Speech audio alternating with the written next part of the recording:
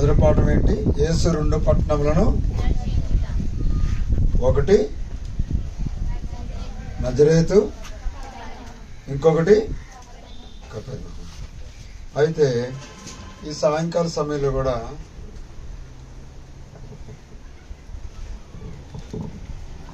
ఏంటంటే యేసు అద్భుతములను చేయుట. మొట్టమొదటిది ఏంటిది? యేసు ఫస్ట్ పాఠం ఏంటి? రెండోది ఏంటి? అది ఓకే, వెరీ గుడ్. చూడండి, లూకా సువార్త 5వ అధ్యాయం.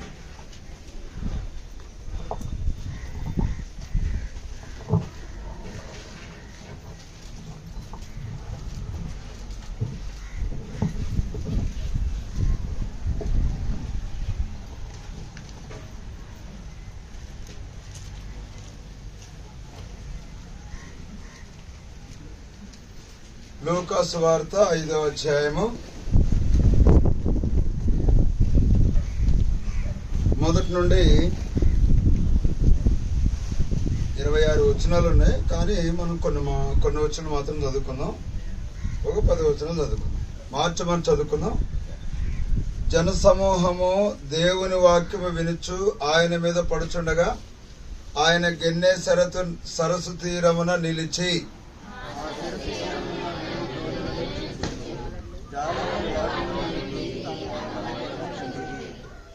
ఆయన ఆ దోణిలో సీమోనుదైన యొక్క దోణి ఎక్కి దరి నుండి కొంచెము త్రోయమని అతనిని అడిగి కూర్చుండి దోణిలో నుండి జనసమూహములకు బోధించుచుండెను.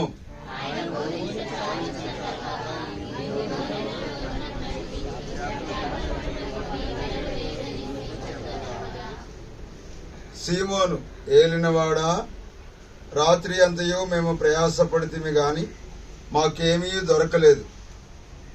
అయినను నీ మాట చొప్పున వలవేతుమని ఆయనతో చెప్పెను.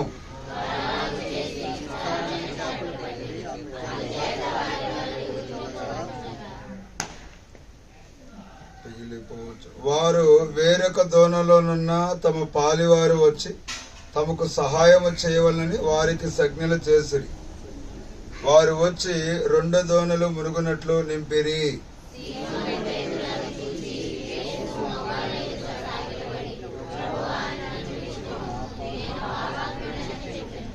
ఏలయనగా వారు పట్టిన చేపల రాశికి అతనితో కూడా ఉన్నవారందరూ విస్మయమొందిరి.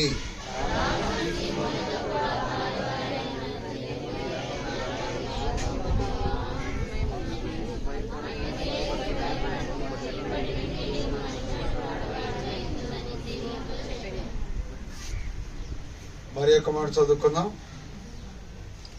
15వ అధ్యాయం.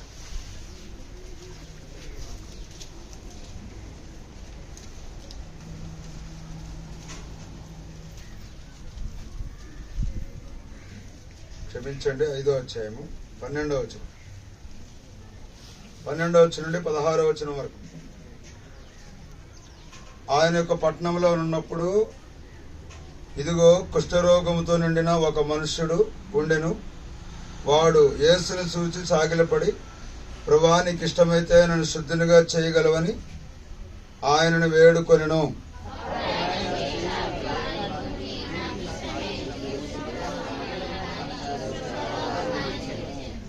అప్పుడు ఆయన, నీవు ఎవరితో చెప్పగా వెళ్ళి వారికి సాక్ష్యార్థమై నీ దేహమును యాజకునికి కొని నీవు శుద్ధుడు అయినందుకు మోషే నియమించిన కానుకలను సమర్పించుడని ఆజ్ఞాపించెను.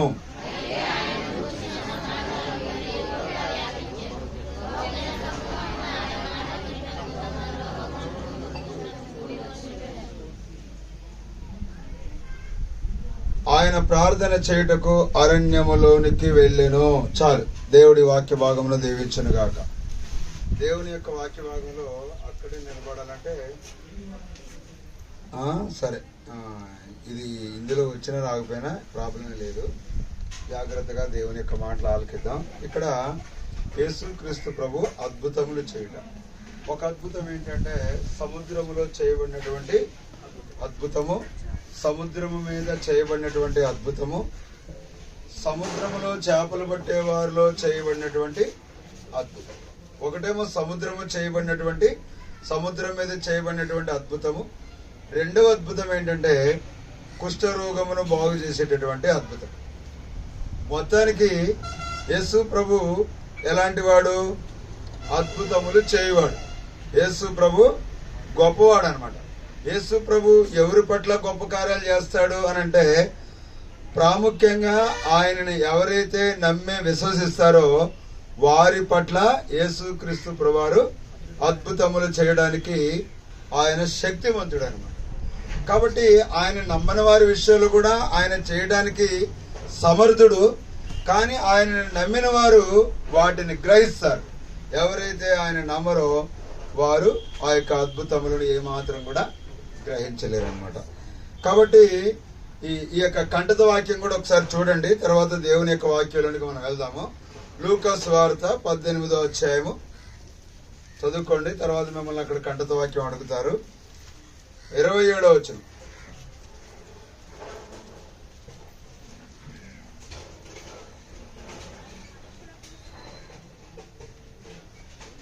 చదవమ్మా.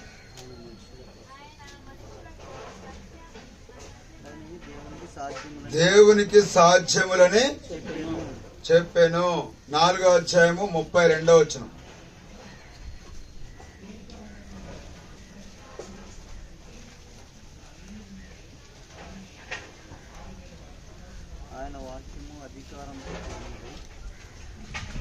ఆయన వాక్యము అధికారముతో కూడినదై ఉండెను గనుక వారాయన బోధకు ఆశ్చర్యపడిరి. కంఠత వాక్యాలు ఈ రెండు కూడా గుర్తుపెట్టుకోండి. సీనియర్స్ కి కొంచెం ఎక్కువనే ఉంటాయి కాబట్టి ఇక్కడ తలంపు ఏంటంటే, మొట్టమొదటిగా యేసు ప్రభు అద్భుతములు చేయటం. మొట్టమొదటిగా ఆయన సముద్రంలో అద్భుతం చేశాడు. సముద్రంలో ఏం అద్భుతం చేశాడు? ఇక్కడ దేవుని యొక్క వాక్య భాగంలో మనం చూసినట్లయితే యేసుక్రీస్తు ప్రభువారు ఆయన శిష్యులు ఆ సముద్రం పేరు ఏంటంటే గెన్నేసరెతు అనేటటువంటి సముద్రం అన్నమాట. దానికి ఇంకొక పేరు కూడా ఉంది. ఏంటంటే గాలిలియా అనేటటువంటి పేరు. దానికి ఇంకొక పేరు కూడా ఉంది. ఏంటంటే తిబెరియా. గెన్నేసరెతు అనే సరస్సుకి మొత్తం ఎన్ని పేర్లు ఉన్నాయి? 3 పేర్లు. మొట్టమొదటి పేరేంటి? గెన్నేసరెతు. తర్వాత గాలిలియా. మూడోది వర్క్ బుక్ లో వస్తుంది, గుర్తుపెట్టుకోండి, చూడకుండా కూడా రాసుకోవచ్చు. కాబట్టి దేవుని యొక్క వాక్యంలో ఇక్కడ మనం చూసినట్లయితే ఆ యొక్క సముద్రం మీద యేసుక్రీస్తు ప్రభు ఆయన శిష్యులు అద్దరికి వెళ్తా ఉన్నారు. అద్దరికి వెళ్తా ఉంటే సముద్రంలో ఒక పెద్ద తుఫాన్ వస్తుంది అనమాట. ఆ సముద్రంలో పెద్ద తుఫాన్ వచ్చినప్పుడు యేసుక్రీస్తు ప్రభు వారు వాడ అడుగు భాగానికి వెళ్ళి పడుకుంటారు. వీళ్ళు మాత్రం ఇలాగే ఇప్పుడు గాలి ఎలాగ వస్తుందో అలాగే గాలి వస్తున్నప్పుడు సముద్రంలో పెద్ద పెద్ద అలలు వస్తాయి. ఆ పెద్ద పెద్ద అలలు వచ్చినప్పుడు వాళ్ళు చాలా భయపడిపోతారు. యేసు ప్రభు వారితో ఉన్నా గానీ వారు భయపడిపోతారు. అంటే యేసు ప్రభుతో సహవాసం చేస్తున్నా గానీ, యేసు ప్రభు వారితో ఉన్నా గానీ కొన్ని సందర్భాల్లో యేసు ప్రభు మీద మనం ఆధారపడలేం, యేసు వైపు మనం చూడలేం. గాలిని చూసి భయపడేటటువంటి వారంగా ఉంటాం అనమాట. ఇప్పుడు యేసు ప్రభు వారితోనే ఉన్నాడు, వారు ఉన్న వాడలోనే ఉన్నాడు. అయినా గాని వారు ఏం చేస్తున్నారు? భయపడిపోయేటటువంటి వారిగా ఉన్నారు. అయితే అప్పుడు భయపడిపోయి వెంటనే ప్రభువా, ఇంకో సముద్రంలో విపరీతమైన గాలి, అలలు, సముద్రం ఇవన్నీ కూడా పొంగి పొరలుతూ ఉంది, దయచేసి మమ్మల్ని కరుణించమని చెప్పి ఎప్పుడైతే యేసు ప్రభువారి యొక్క శిష్యులు ఆయన మీద ఆధారపడుతూ వచ్చారో, ఆయన దగ్గరకు వెళ్తూ వచ్చినారో, వెంటనే ఆయన ఏం చేశాడు? సముద్రమును గద్దించాడు. సముద్రమును గద్దించినప్పుడు సముద్రము నిమ్మలమైంది అనమాట. ఎప్పుడైతే సముద్రము నిమ్మలమైపోయిందో దానికి సంబంధించిన రిఫరెన్స్లన్నీ ఎంత పెద్ద వచనాలు ఇచ్చారు. అవన్నీ చదవాలంటే చదవడానికి మనకు సమయం అయిపోతుంది. కాబట్టి నేను అదంతా కూడా మీతో చదివేయట్లేదు, జస్ట్ అవసరమైన భాగాన్ని మాత్రమే చదివిస్తున్నా. కాబట్టి ఇక్కడ దేవుని యొక్క వాక్యంలో మనం చూసినప్పుడు యేసు ప్రభువారి యొక్క శిష్యులు ఆయన ఎప్పుడైతే ఆ సముద్రమును, గాలిని ఎప్పుడైతే ఆయన గద్దించాడో ఏమైపోయింది? తుఫాను నిమ్మలమడిపోయింది, సముద్రం కూడా నిమ్మలంగా అయిపోయింది అనమాట. సామాన్యంగా అట్లా జాయిగా అలా ఉంది.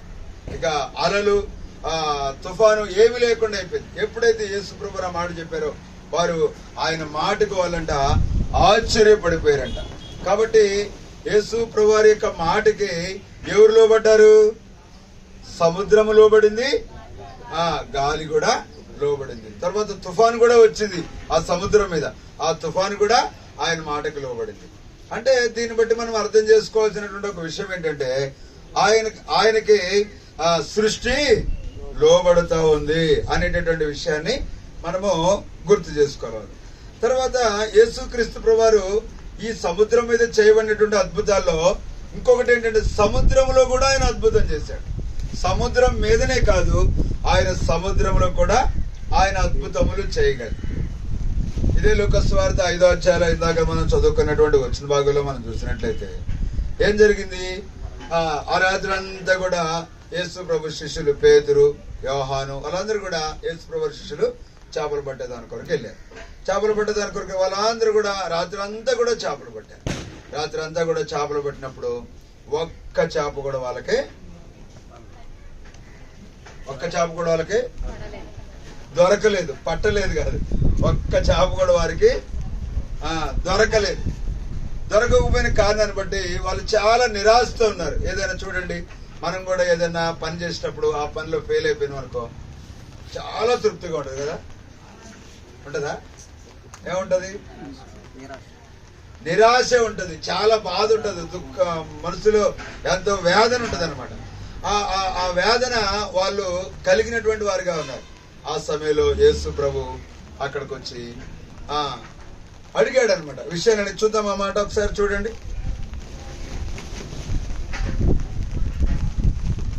2వ వచనం. సరస్సు తీరమునున్న 2 దోణెలను చూచెను. జాలరు వాటిలో నుండి దిగి తమ వలలు కడుగుచుండిరి. ఆయన ఆ దోణెలు సీమోనుదైన యొక్క దోణి ఎక్కి దరి నుండి కొంచెం త్రోయమని ఆయన అడిగి కూర్చుండి దోణిలో నుండి జనసమూహములకు బోధించ కూర్చుండి. కాబట్టి సీమోనుదైన ఒక దోణి ఎక్కి సముద్రం దగ్గర యేసు ప్రభువు శిష్యులకు వాక్యం చెప్పాడు. వాక్యం చెప్పడం అయిపోయిన తర్వాత ఏం జరిగింది? ఆయన బోధించడం చాలించిన తర్వాత నీవు దోణెను లోతునకు నడిపించి చేపలు పట్టుటకు మీ వల వేయుడని సీమోనుతో చెప్పగా ఏం చెప్పాడు? మీరు ఈ దోణె ఈ దరిద్రముడు కాకుండా కొంచెం లోతులోనికి వెళ్ళి మీ వల వేయండి అని చెప్పాడు. అప్పుడు సీమోను ఏమన్నాడు చూడండి.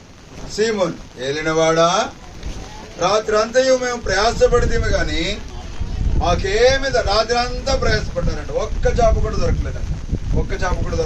దొరకలేదు. కానీ నీ మాట చొప్పున వల వేతుమని చెప్పిరి. దేవుని యొక్క మాట.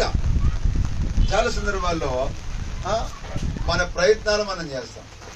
తర్వాత దేవుని యొక్క ఏర్పాటు ఏంటి, దేవుని యొక్క చిత్తం ఏంటి, దేవుడి విషయంలో ఏం మాట్లాడతాడు, దేవుని దగ్గర కూడా మనం కనిపెట్టాలి. అప్పుడు దేవుడు కూడా ఒక సలహా మనకి ఇస్తాడు. అలాగే పేతురు, యోహాను వాళ్ళందరూ కూడా కష్టపడ్డారు. చివరికి యేసు ప్రభు మాట చొప్పున ఏం చేశారు? వల వేశారు. యేసు ప్రభు మాట చొప్పున వారు వల వేసినప్పుడు ఎన్ని చేపలు పడ్డాయి? వల పిగిలిపోయేటంతగా విస్తారమైనటువంటి చేపలు పడినట్లుగా అక్కడ దేవుని యొక్క వాక్యంలో అక్కడ మనం చూడొచ్చు. సముద్రం మీద అద్భుతము ఏంటి? సముద్రం మీద అద్భుతం ఏంటి? గాలి, సముద్రము ఆయనకి లోబడి. తర్వాత సముద్రంలో అద్భుతం ఏంటి? సముద్రంలో చేపలు ఆయన మాటకి లోబడుతూ వచ్చినాయి. అక్కడక్కడే ఉన్నాయి కానీ ఆ వలలో మాత్రం ఒక్క చేప కూడా పడలేదు. ఒక్కొక్కసారి మనం కూడా ఎన్నో ప్రయత్నాలు చేస్తాం, మన ప్రయత్నాలన్నీ విఫలమైపోతాయి. ఎప్పుడైతే దేవుని దగ్గర కనిపెట్టి దేవుని యొక్క చిత్తానుసారంగా మనం అడుగు ముందుకేస్తామో అద్భుతమైన విధానంలో దేవుని యొక్క కార్యాన్ని మనము చూడగలం. తర్వాత 3వ విషయం ఏంటంటే ఆ చేపలు పట్టే వారిలో నిజంగా ఎంతో సంతోషం, ఎంతో ఆనందం అనేది వాళ్ళు చూడొచ్చు. కారణం ఏంటంటే ఆ చేపలు పట్టే వారిలో చేయబడినటువంటి అద్భుతం ఏంటంటే వాళ్ళు వాస్తవంగా ఎటువంటి చదువు లేనటువంటి వారు. చూడండి, ఎప్పుడైతే మా ప్రయత్నాల చొప్పున మేము ఏదైతే చేయలేకపోయినామో, దేవుని మాట విన్నప్పుడు ఎప్పుడైతే ఏదైతే చేయగలిగినామో అనేటటువంటి ధైర్యం వాళ్ళలో వచ్చేసింది అనమాట. అప్పుడు పేతురు కొత్త నిబంధన కాలంలో అంటే అపోస్తుల కార్యాల్లో మనం చూసినట్లయితే పేతురు చదువులేనివాడు, విద్య లేని పామరుడు, ఏమీ తెలియనటువంటి వాడు అనమాట. వాస్తవంగా మనకులాగా ఆయన చదువుకోలేదు. అటువంటి వ్యక్తిని ఒక సందర్భంలో పేతురు వాడుకుంటూ వచ్చినాడు. పేతురు ఇలాగే దేవుని యొక్క వాక్యం చెప్పినప్పుడు అట్టి దినాన 3,000 మంది రక్షించబడుతూ వచ్చినాడు. సముద్రములో చేపలు పట్టే వారి ద్వారా అద్భుతము, సముద్రములో అద్భుతము, తర్వాత ఇంకే అద్భుతము, సముద్రము మీద అద్భుతం. యేసు ఓన్లీ అద్భుతాలు మాత్రమే చేసేటటువంటి వాడు కాదు. ఆయన ఒక వైద్యుడు అనమాట. యేసు ప్రభువారు ఒక వైద్యుడు. ఆయన అన్ని రోగాలు కూడా ఆయన బాగు చేయగలడు.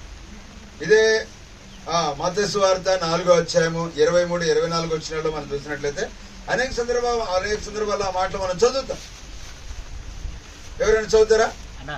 కిందకు వచ్చామన్నారా? వర్షం పడుతుంది, కిందకు వచ్చామని కింద రెడీ చేసి. సరే, చిన్న బ్రేక్, అందరం కిందకి వెళ్ళాలంట.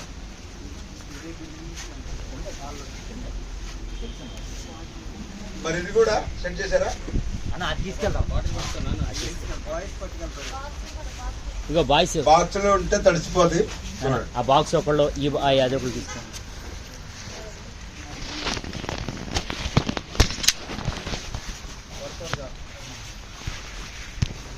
మెల్లకెళ్ళండి, నిదానంగా మెట్లు బాయ్స్ బోర్డు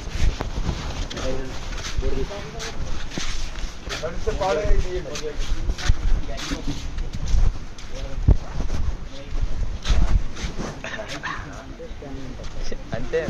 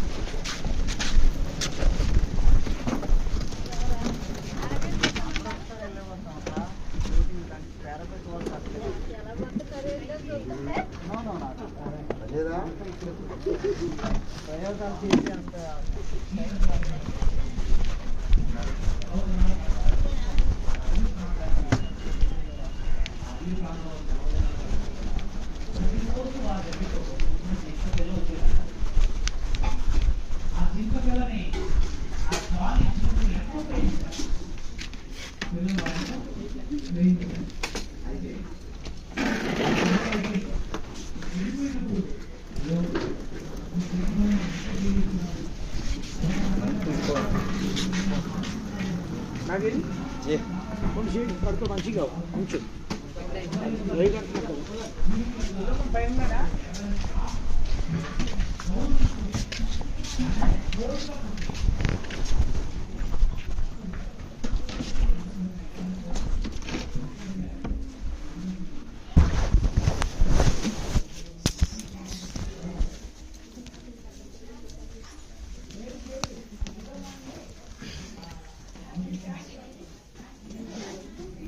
కానుకను సమర్పించమని అతనితో చెప్పు.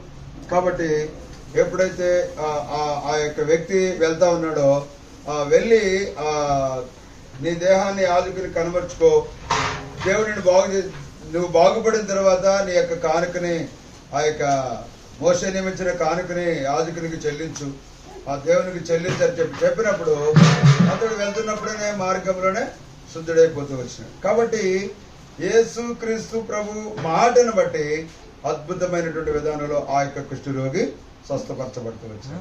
అదే సమయంలో 17వ అధ్యాయంలో మనం చూస్తే 10 మంది కుష్ఠరోగులు కూడా అద్భుతమైన విధానంలో అక్కడ బాగుపడినట్లుగా అక్కడ దేవుని యొక్క వాక్యంలో అక్కడ మనం చూడొచ్చు. కాబట్టి మనకి ఇచ్చినటువంటి ఆ యొక్క లెసన్స్ లో కూడా మనం వివరంగా తెలుసుకోవచ్చు. చాలా అద్భుతంగా ఉన్నాయి, చూడండి.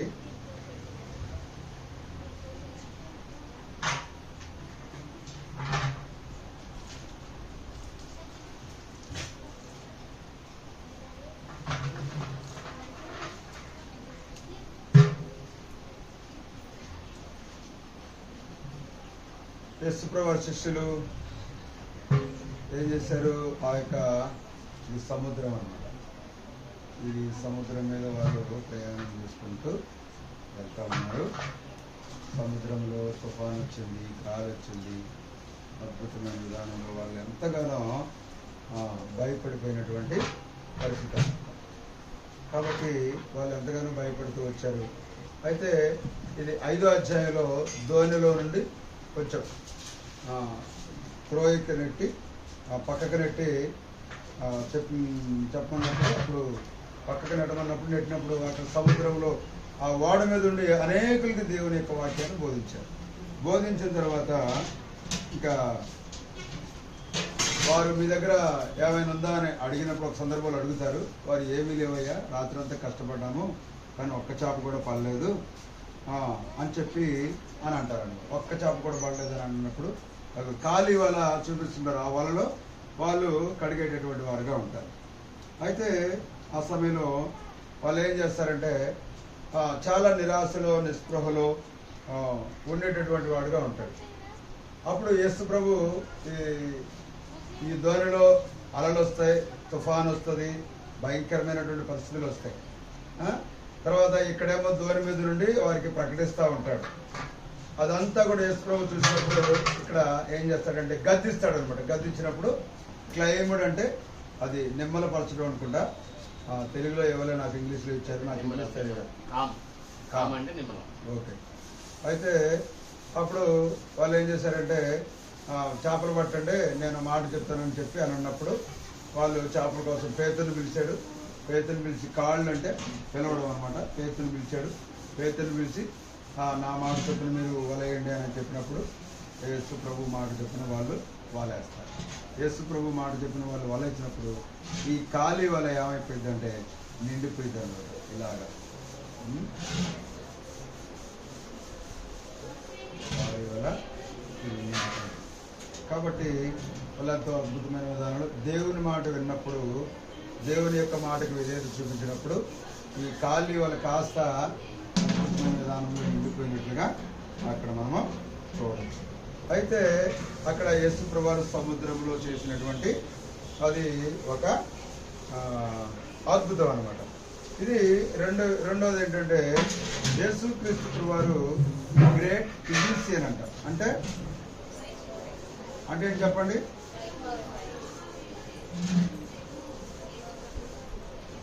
అంటే ఫిజిషియన్ అంటే ఏంటి? మంచి వైద్యుడు కదా. తర్వాత యేసు ప్రభు గొప్ప వైద్యుడు. యేసు ప్రభు ఆ వైద్యాల్లో ఎలాంటి ఆయన? ఏం చేస్తాడు ఆయన? స్పెషలిస్ట్. ఎందులో? అన్ని రకాల రోగాలు బాగు చేసే దాంట్లో ఆయన స్పెషలిస్ట్. తర్వాత గ్రేట్నెస్ ఎటర్నల్ లైఫ్ అంటే అద్భుతమైనటువంటి నూతనమైనటువంటి నిత్య జీవాన్ని ఇచ్చేదాని కొరకు ఆయన చాలా అద్భుత కార్యాలు చేసేటటువంటి వాడు అని మనము చెప్పవచ్చు. తర్వాత ఆఫీస్ అవర్స్ ఆల్ టైమ్ అంటే ఆయన పనిచేసేటటువంటి సమయాలు ఎప్పుడెప్పుడు ఇప్పుడు సాయంకాలం అయిపోయింది, సమయం అయిపోయింది, రేపు రండి అని అంటాడా? ఇప్పుడు అర్ధరాత్రి 12 అయింది, 1 గంట అయింది అని అంటాడా? ఏ సమయంలోనైనా యేసుక్రీస్తు ప్రభువారు ఏం చేయగలడు? గొప్ప వైద్యుడు కాబట్టి ఆయన ఈ జబ్బు నేను బాగు చేస్తాను, ఈ జబ్బు నేను బాగు చేయలేను అని ఆయన చెప్పలేడు. అన్ని విషయాల్లో కూడా ఆయన ఎన్ని రకాల జబ్బులున్నా అన్ని రకాల జబ్బులు కూడా ఆయన బాగు చేయడానికి ఆయన శక్తిమంతుడు అన్నమాట. అయితే ఒక అద్భుతమైన విషయం ఏంటంటే ఇన్ని రకాల జబ్బులు బాగు చేసేటానికి మరి ఫీజు ఎంత ఉంటుందండి? Fee free. అంటే ఆయన ఉచితంగా అద్భుతమైనటువంటి కార్యాలు చేసేటటువంటి ఆయన శక్తిమంతుడు అనమాట. కాబట్టి మరి అటువంటి ప్రభుని నీవు నేను మనము మన యొక్క జీవితాల్లో అటువంటి అద్భుత కార్యాలు చేసేదాని కొరకై నువ్వు నేను మనము ఆయన్ని ఎరిగామా? అటువంటి దేవుణ్ణి మనము కలిగినటువంటి వారిగా ఉంటూ ఉన్నామా, లేకపోతే ఆ ప్రభుకి మరి దూరంగా ఉంటా ఉన్నామా? కాబట్టి అనేక సందర్భాల్లో గొప్ప వైద్యుడైనటువంటి యేసుక్రీస్తు ప్రభువారిని, మన పాపరోగాన్ని బాగు చేసేటటువంటి యేసుక్రీస్తు ప్రభువారిని, ఈ లోకం విడిచిపెడితే మనకి గొప్ప నిత్య జీవాన్ని ఇచ్చేటటువంటి యేసుక్రీస్తు ప్రభువారిని, అన్ని సమయాల్లో బాగు చేయగలిగినటువంటి యేసుక్రీస్తు ప్రభువారిని నేను మనము ఆయన సొంత రక్షకుడిగా అంగీకరించామా? ఆయన నీ ప్రభువా, ఆయన నీ జీవితంలో అద్భుతములు చేయగలడని నువ్వు నిజంగా నమ్ముతున్నావా? నిజంగా ఆయన శూన్యంలో సృష్టిని కలగజేసిన వాడు. సర్వ సృష్టి కూడా దేవుని యొక్క వాక్యాన్ని బట్టి మనం చూసినట్లయితే సర్వ సృష్టి కూడా ఆయనకు లోబడుతూ ఉంది. సర్వ సృష్టి కూడా ఎక్కడ చూసినట్లయితే సముద్రంలో అలలు వచ్చినాయి, ఎంతగానో వాళ్ళు బాధపడుతూ వచ్చినారు.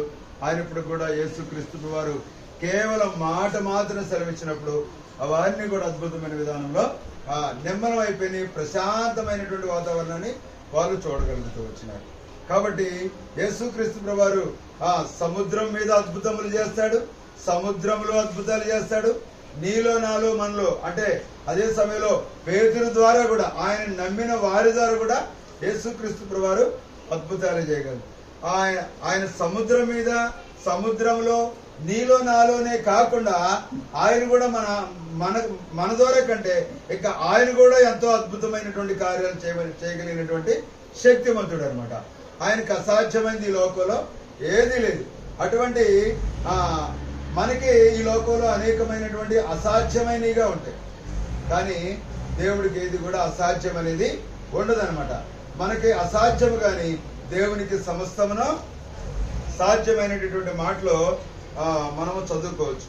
కాబట్టి దేవుని బిడ్డలుగా నేను మన యొక్క ఆత్మీయ జీవితంలో ఇక్కడ యూత్ మీటింగ్కి వచ్చాము, చక్కగా ఎన్నో మాటలు వింటున్నాం. క్షమించండి, బీబీఎస్సీ కానీ ఇది యూత్ క్లాసే కాబట్టి youth class, youth BBS special గా మన కొరకు ఈ యూత్ కి ఎందుకు ఏర్పాటు చేశారంటే, వాళ్ళతో పాటు మనం వింటే వాళ్ళ మెచ్యూరిటీ కంటే మీరు కొంచెం మెచ్యూర్ ఉన్నారు కాబట్టి మీకు స్పెషల్ గా కొంచెం లోతుగా హృదయంలో మీ బీబీఎస్ యొక్క ప్రాముఖ్యమైన ఉద్దేశం ఏంటి తెలుసా? చెప్పారు కిందాక. ఏం చెప్పారు చెప్పండి? మనం పరలోక రాజ్యం చేరాలి. మనం మారు మనసు పొంది పాపక్షమాపణ పొంది మన హృదయాన్ని మార్చుకొని మనము పరలోక రాజ్యం చేరాలి. అది బీబీఎస్ పెట్టినా, యూత్ మీటింగ్ పెట్టినా, ఇంకొక మీటింగ్, ఏ మీటింగ్ పెట్టినా ఆ మీటింగ్ లో టోటల్ ఉద్దేశం ఏంటంటే మనం సంపూర్ణంగా మారి ఆ గొప్ప దేవుడైనటువంటి ప్రభువుని తెలుసుకొని ఆయన మార్గంలో ఆయనకి ఇష్టమైన వారిగా జీవిస్తూ ఒకానొక రోజున ఈ లోకాన్ని విడిచిపెట్టినప్పుడు ఎక్కడికి వెళ్ళాలి? ఎటర్నల్ లైఫ్ అనమాట, నిత్య జీవానికి వెళ్ళాలి. అది ఆయన యొక్క ఉద్దేశం. కాబట్టి మనం ఆయన దగ్గరికి వచ్చేస్తే ఆయన అన్ని సమయాలు కూడా తన గాయపడిన హస్తములను చాచి నిన్ను నన్ను మనల్ని అందరినీ కూడా ఆయన పిలిచేటటువంటి వాడుగా ఉంటా ఉన్నాడు. ఆయన ఎప్పుడు కూడా నిన్ను నన్ను మనల్ని త్రోసివేసే దేవుడు ఏమాత్రం కూడా కాదనమాట. కాబట్టి అనేక మంది కూడా యేసు ప్రభువుకి కృతజ్ఞత చెల్లించినటువంటి వారు అనేకులు ఉన్నారు. కానీ మనం కూడా మన యొక్క ఆత్మ జీవితంలో దేవుడు మన జీవితంలో చేసినటువంటి కార్యాన్ని బట్టి ఏం చేయాలి? ఆయనకి కృతజ్ఞతాస్తుతులు చెల్లించాలి. మన జీవితంలో దేవుడు ఏ చిన్న మేలు చేసినా ఆయనకి ఏం చేయాలంటే కృతజ్ఞతాస్తుతులు చెల్లించేటటువంటి వారంగా ఉండాలి. ఒక సందర్భంలో ఒక 10 మంది కుష్ఠరోగులు, ఇందాకలు మనం 17వ అధ్యాయం జ్ఞాపకం చేశాను, నేను చదవలేదు.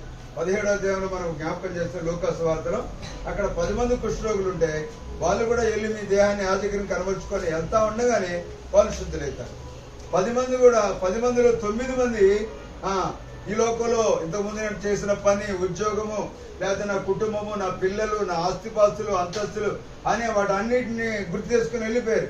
ఒకడు మాత్రం కృతజ్ఞత కలిగి యేసు ప్రభు దగ్గరకు వచ్చాడు. యేసు ప్రభు అన్నాడు, నువ్వు అక్కడే వచ్చే తమ్ముడికి రేరని అంటే ఆడు మాత్రం తమ్ముడి గురించి ఏం చెప్పలేదు. కానీ ప్రభు నేను మాత్రం నీకు కృతజ్ఞతాస్తులు నీకు థ్యాంక్స్ చెప్పాలి, నీకు కృతజ్ఞతాస్తులు చెల్లించాలన్న తాత్పర్యంతో నేను వచ్చారని చెప్తాడు. కాబట్టి అనేక మందికి కొద్ది మంది మాత్రమే కృతజ్ఞత కలిగినటువంటి వారు ఉంటారు. అనేక మంది ఈ లోకంలో కృతజ్ఞత లేనటువంటి వారు ఉంటారు. కాబట్టి దేవుని బిడ్డలంగా మనము ఏం చేయాలంటే ఆయన ఉచితంగా నిన్ను నన్ను రక్షించగలడు. ఆయన ఉచితంగా నీ కొరకు నా కొరకు ప్రాణం ఇవ్వగలడు. ఆయన ఉచితంగా నీ కొరకు నా కొరకు రక్తం కార్చాడు. ఆయన ఉచితంగానే నీకు నాకు మనకు గొప్ప రక్షణ ఆయన ఇవ్వడానికి సిద్ధంగా ఉన్నాడు. మరి నీ జీవితంలో యేసు ప్రభు గొప్ప దేవుడని నమ్మి విశ్వసించి ఆయనకి నీ హృదయంలో చోటు ఇవ్వడానికి మరి నువ్వు సిద్ధంగా ఉన్నావా? ఒకవేళ నువ్వు సిద్ధంగా ఉంటే, ప్రభా నేను సిద్ధంగా ఉన్నాను, నా జీవితంలోనికి రండి, ఇక మీదట నీ బిడ్డగా, నీ కుమారుడిగా, నీ కుమార్తెగా నేను నీ కొరకు జీవిస్తానని చెప్పి ఒక మంచి తీర్మానం చేసుకుందాం. చక్కగా ఈ కథలో ఈ విషయాలన్నీ ఉంటే జాగ్రత్తగా వినండి. మొట్టమొదటిగా ధోనిలో యేసు ప్రభువారు ప్రయాణించడం, తుఫాన్ రావడం, తర్వాత ఆ సముద్రం పేరేంటి? ఎన్ని పేర్లు ఉన్నాయి దానికి? 3 పేర్లు కదా. తిబెరియా, గలిలియా. అది ఏ ఆకారంలో ఉంటుందంటే బొంగరం ఆకారంలో ఉంటుందంట.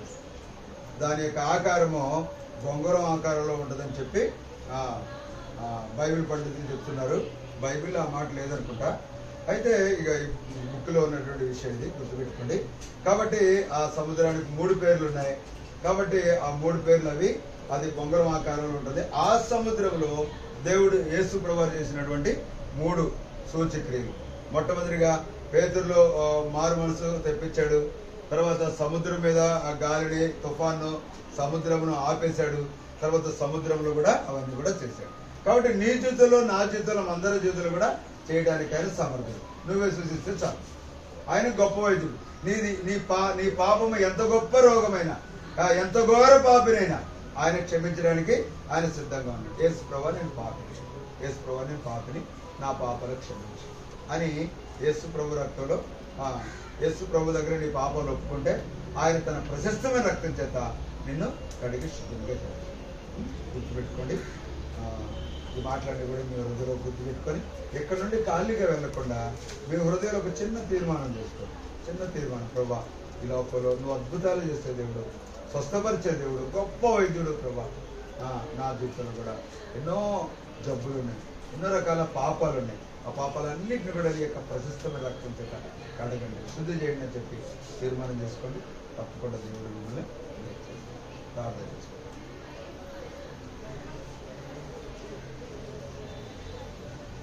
ప్రార్థన. నా తండ్రి ప్రార్థన.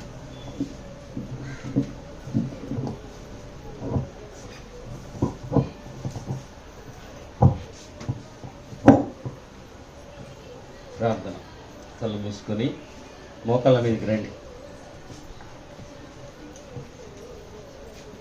ప్రేమ కలిగిన మా ప్రియమైన పరలోకమందున్న తండ్రి, మీ కుమారుడైనటువంటి యేసుక్రీస్తు వారి యొక్క సహవాసాన్ని మధ్యాహ్న కాల సమయంలో మీరు మాకు అనుగ్రహిస్తూ వచ్చినందుకే వందనాలు ప్రభా. నీ దాసుని ద్వారా ప్రభా నీ శక్తి బయలుపరుచుకున్నావు. నాయన నువ్వు అద్భుతాలు చేస్తావు.